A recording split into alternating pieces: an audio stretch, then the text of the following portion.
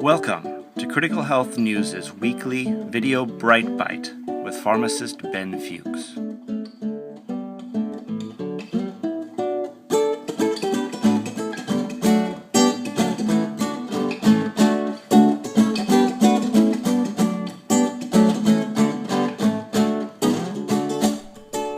Hi Ben, how are you? Hey, Jaunty, good to see you again. Yeah, you as well.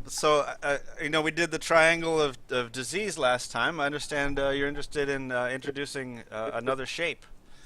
The square of health. I love simplification, Jaunty. Nutrition is such a complex subject, and it seems so overwhelming to people, and it's so fundamentally important, nutrition, how we take care of ourselves via food, and what they call micronutrients, vitamins and minerals, and it seems to make sense to me to try to simplify it to make it more accessible. So we got the triangle of disease we talked about last week, the 3 points where disease begins, the digestive system, the blood sugar system, and the adrenal thyroid complex. We talked about how really these 3 points are about gathering and accumulating energy, storing and releasing energy, and then allocating and distributing that energy. So now I want to talk about what I call the square of health.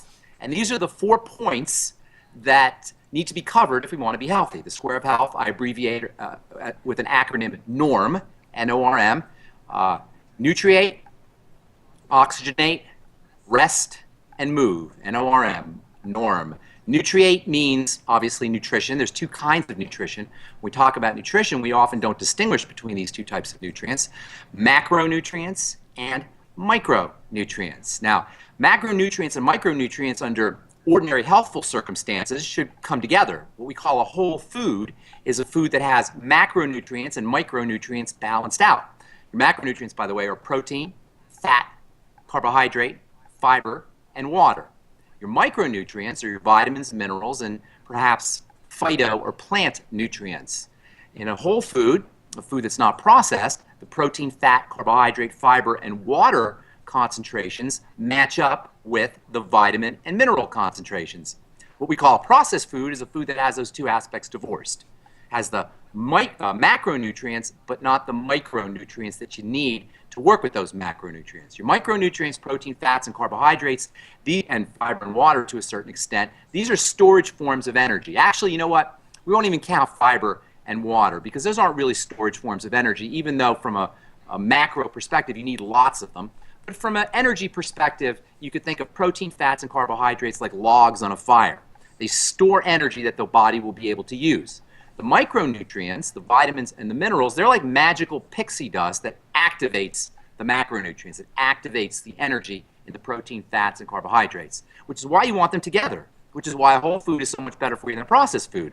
The micronutrients, the vitamins and minerals that are going to activate the macronutrients are in a whole food at just the right proportion, in just the right balance that you need to get the most bang for your buck from your macronutrients. If you try to access energy from macronutrients, proteins, fats, and carbohydrates, without having the right micronutrients, you're going to need a lot more protein, fats, and carbohydrates. And this is so important because it tells you that if you have enough micronutrients, you don't need to eat as much macronutrients. And the macronutrients are where you get your calories from. The micronutrients don't have any calories. And we've talked about this before, how caloric restriction is one of the most important anti-aging strategies and anti-disease strategies you could ever employ. So by making sure you have enough micronutrients to go with your caloric or calorie-dense macronutrients, you'll allow yourself to get more bang for your buck from the protein, fats, and carbohydrates. You won't have to eat as many calories.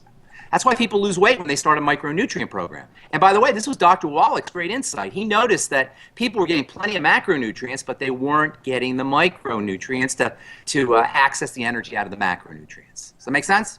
So you got the first aspect of our square of health is nutrition. You got to take into account your calorie-dense macronutrients, your proteins, your fats, and your carbohydrates to go into balance out with your micronutrients, your vitamins, and your minerals, and your phytonutrients or plant nutrients. By phytonutrients and plant nutrients, I'm talking about things like the carotenes and the flavonoids and phytosterols. You may have heard of some of these terms. These are nutrients that are found in plants. Interestingly, the only reason we don't consider the phytonutrients to be essential, like must-haves, the way we do the vitamins and the minerals is because we didn't really know these things existed until maybe 40 years ago or 30 years ago, until we got going with electron microscopy and our ability to detect these very, very tiny trace elements that are found in fruits and vegetables. It could be that if we knew about, or we had access to, the kind of detection mechanisms we have now and over the last 20, 30, 40 years, when we came up with were coming up with vitamins and minerals and all of these essential nutrients, it could be that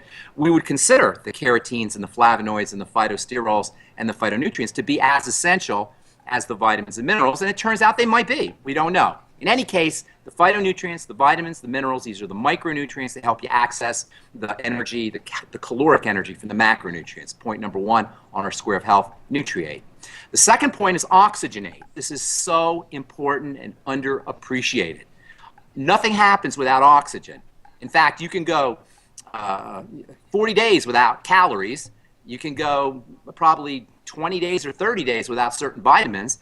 You can go a week without water, but you can't go 3 minutes without oxygen. Oxygen is absolutely vital, and the reason why it's underappreciated is because we can survive on small amounts of oxygen. We don't need to have abundant oxygen just to survive. So many of us are just surviving, and we don't realize that this lack of oxygenation, or this low level of oxygenation, poor respiratory techniques, are depriving us of maximum life. So oxygenation is absolutely critical. It's even more critical than the nutrition component. It's more critical than water. It's more critical than anything. So oxygenation, key element. Second point on our square of health, making sure you're breathing nice and slowly, making sure you're breathing nice and deeply. One of the things that happens when we go into emergency mode, stress mode, survival mode, if you will, is our breath becomes shallow and quick. And a lot of times we don't even realize this is happening because it's something that we live with for a large part of our lives. Short, shallow, quick breathing. Many of the things that we take for granted as being components of degenerative disease, for example, we talked about sticky blood and thick blood, poorly circulating blood. A lot of these issues with the circulatory system are really oxygen issues more than anything else. So second point on the triangle of diseases, or on the fourfold square of health, is oxygenation. Nutrition, oxygenation. Third point is rest, relaxation. The body heals when it's in relaxation mode. The two great streams of energy, the two great streams of neural energy, of nervous system energy, shunt into emergency mode or relaxation mode. When we're shunting energy into emergency mode, it helps us survive, it helps us get out of a pickle, but it doesn't help us heal, it doesn't help us regenerate, it doesn't help us anti-age, it doesn't help us build muscle, it doesn't help us fight wrinkles, it doesn't help us do any of the things that are fun about being alive.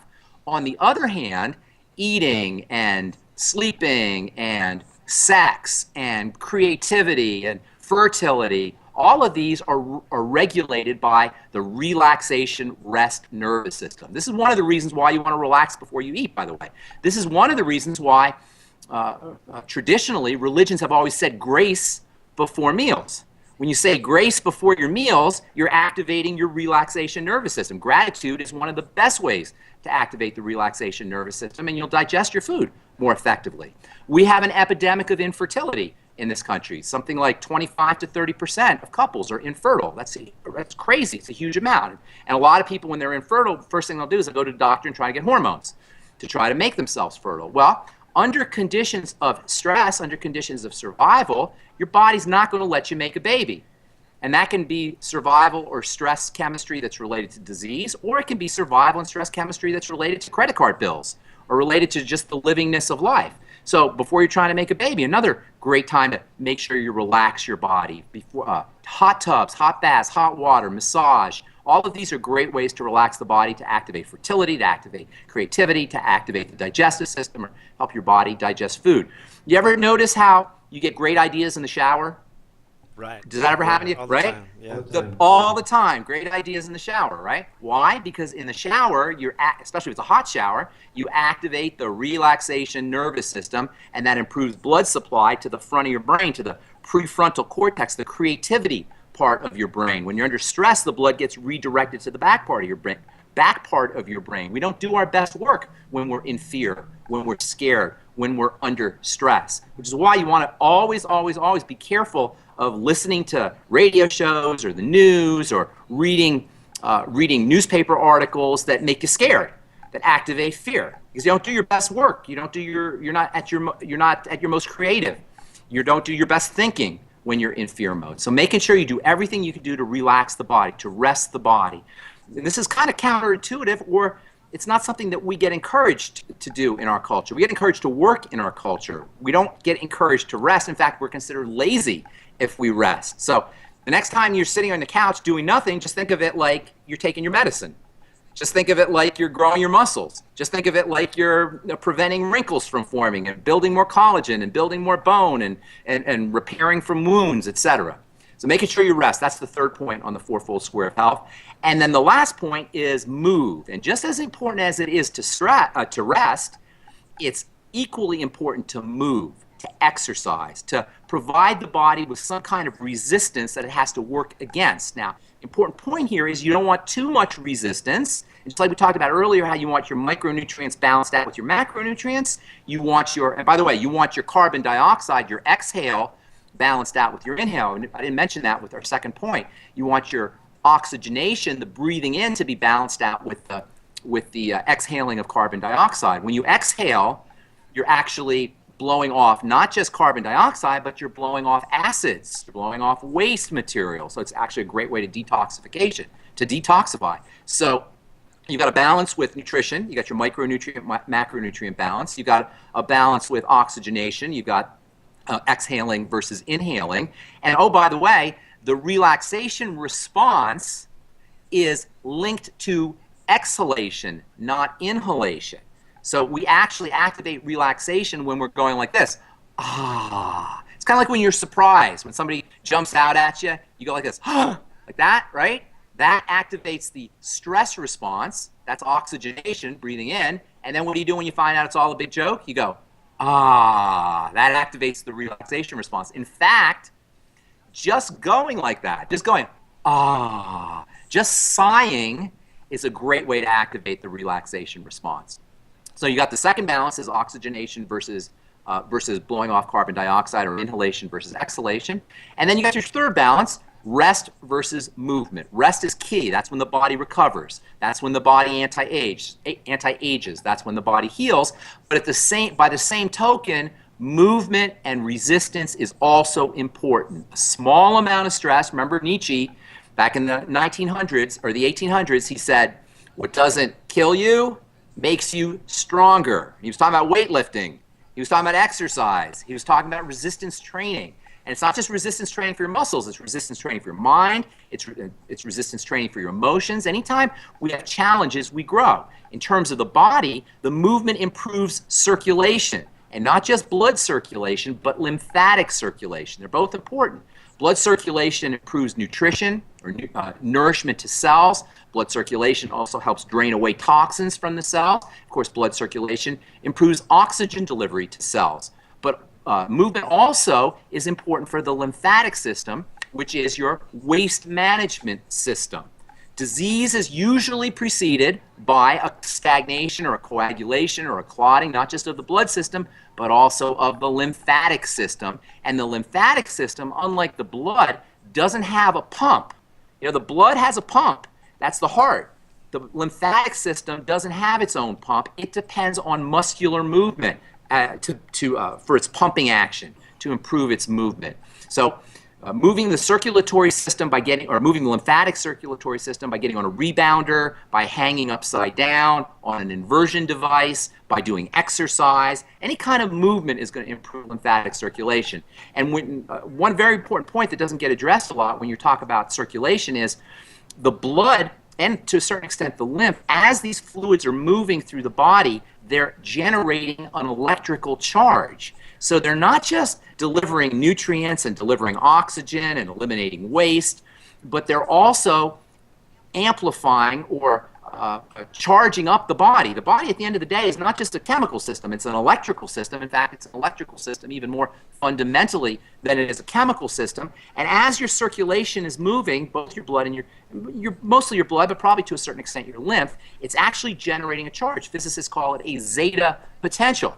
And this zeta potential is one of the ways that cells get energized. They get energized via the electrical energy that is being revved up by the movement of blood. So when you have clogging, sticky blood, which precedes disease, not only are you having poor nutrient delivery and poor oxygen delivery and poor detoxification, but you're also slowing down the electrical energy. You're reducing the zeta potential of the blood. This can be reversed by making sure you're moving. And you don't have to have a full-blown membership at the gym to do this. Like I said, a rebounder does it, which is a mini trampoline. You can do it by walking up and down the stairs. You can make up your own exercises, even just getting up and down out of a seated position. You know, sitting down in a chair and then getting up and then sitting down and then getting up and doing it super duper slowly, maybe 15 seconds up, 15 seconds down, doing it 3 or 4 times. That's a great exercise, not just for improving circulation, but also for building muscle. So those are the 4 points of health. Just like we have 3 points of disease, we have 4 points of health: nutriate, oxygenate, rest, and move. NORM, norm.